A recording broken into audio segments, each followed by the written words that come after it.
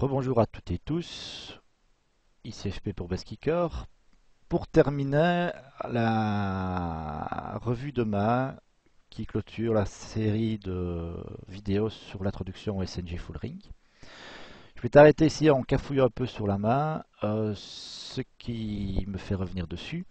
18, donc ici c'est un push assez facile parce que je vous ai dit que Ludovic devait être sur plus de 30% pour que le 30% de sa range de call pour que notre push soit mauvais. Or, d'expérience, je peux dire que 30% d'un joueur lambda ne sera jamais sur 30%.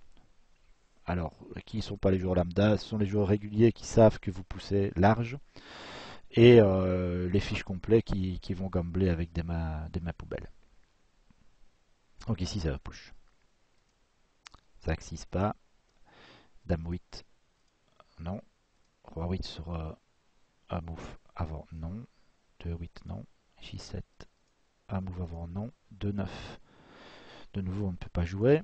As-Valet, ben voilà, ça c'est facile évidemment. Hein. Si on a que des mains comme ça, on aurait facile de jouer des SNG.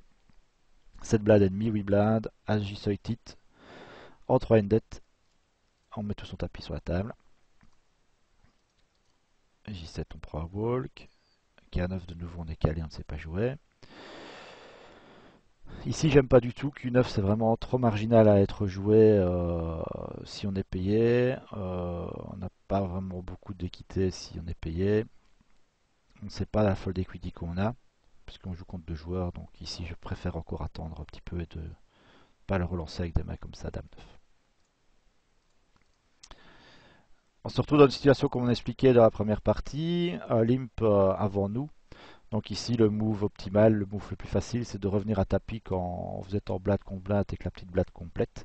Vous avez quand même encore beaucoup de fold equity. Quand je dis revenir à tapis, c'est avec des tapis qui sont entre 9 et 12, 12 big blade. Donc vous avez vraiment encore beaucoup de fold equity.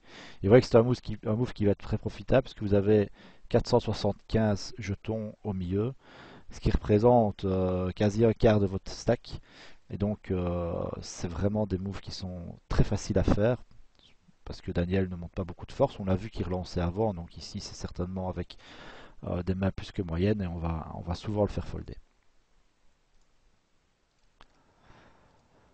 Par contre ici, notre ami fold, alors que je préfère nettement pousser ici 5 et 7 avec 10 blades ennemis et l'arrivée des antés que le Q9 de tout à l'heure. Pourquoi? Parce que l'arrivée des antés nous permet d'élargir notre main. Il y a